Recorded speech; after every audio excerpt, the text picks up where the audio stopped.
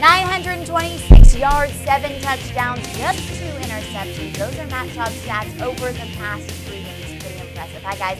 Lauren Shehadi alongside senior fantasy football writer Dave Richard. How are you? I'm doing good. So is Matt Schaub. Schaub, Slayton Johnson just cleaning up in Houston, Dave. Yeah, and they've done a great job over a 4-game homestand where we've really seen them put up some amazing stats, but the key here is that they've played some really bad defenses, so it makes sense that the stats are this good. Now we're talking about 3 guys that have pretty much become must-starts in the minds of fantasy football owners, but you can't ignore the fact that they've got a tough schedule coming up. They're going back out on the road after this 4-game homestand. We've never seen that before in the National Football League, and we're talking about 3 players here. One of them, legitimate stud, Andre Johnson. The other 2, Matt Schaub, Steve Slayton. These are guys that you may want to think about trading. Never mind the fact that they've done this well, and you've already got the stats for them if you own them, but their schedule coming up for the rest of the season, it's a tough road to hoe. It starts with the Vikings this week in Minnesota, going to be an impossible game for Steve Slayton. And then you're also looking at matchups against Baltimore, Jacksonville, the Packers in Green Bay. That's always tough for any road team. Chicago late in the year, Tennessee late in the year. People are going to look at the game against Cleveland and think, oh, that's going to be a layup. But the Browns have been holding defenses out of the end zone. They've been playing good football. And Week 16, they're at Oakland. A lot of fantasy owners have written in and said, I want Matt Schaub at Oakland because he's going to have a good game then.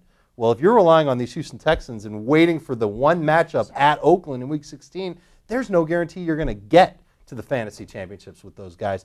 I would tell fantasy owners right now that the move to make is to consider offers on all 3 guys, but the only one that you can really hold on to and expect big numbers from for the rest of the way is Andre Johnson. What about big numbers from Donnie Avery, Matt Jones, Ted Ginn Jr.? They did it last week. Are they going to do it again? Yeah, they had a great game last week. Each of them did.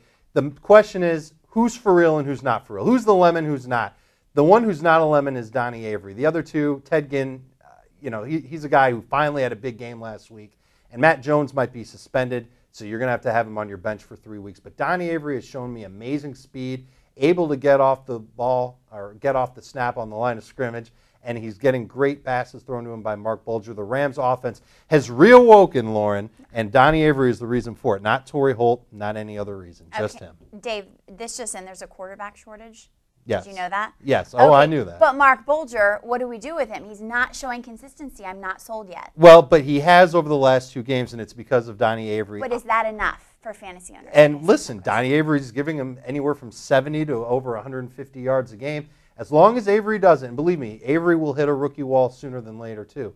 But Avery, as long as he keeps playing like he does, as long as the matchups are favorable, I think Mark Bulger's got the stuff to throw him the ball deep. We saw him do it against New England. It really paid off well. I think Bulger is starting to creep back up, reemerge as a #1 fantasy quarterback. I see him more as a platoon guy for right now, but someone that you can consider starting, especially this week, because he's going up against Arizona at home. At home. Well, this week the Pats are going up against Indy, and the Pats are struggling at running back. What do fantasy owners do here, Dave? Well, if Sammy Morris doesn't play, and the expectation is that Sammy Morris is not going to make the game, Lamont Jordan won't play either, we're left with Kevin Faulk and Ben Greenellis. And let's face it, neither of these guys are people that fantasy owners have relied on much in the past. But Kevin Faulk showed us last week that he can put up big numbers, had over 100 total yards in the game and a touchdown. Ben Greenellis also had a touchdown in the game. And these are the 2 guys that the Patriots are going to rely on in the run game. And listen, Indianapolis' weakness, they can't stop the run.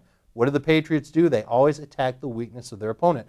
I would not be surprised one bit to see these 2 total 25 carries, maybe even take the pressure off of Matt Castle a little bit. The Colts are very bad against, or very good against the pass. Very good against the pass. Right. So Matt Castle may not have a great game, but I think Faulk and Greenellis have a shot to put up some numbers. Faulk more so than Greenellis because he can catch the ball out of the backfield. Okay, you guys have a shot at a good fantasy week if you watch fantasy football today every Sunday, 11 o'clock with Jason Horowitz. For Dave Richard, I'm Lauren Shehadi.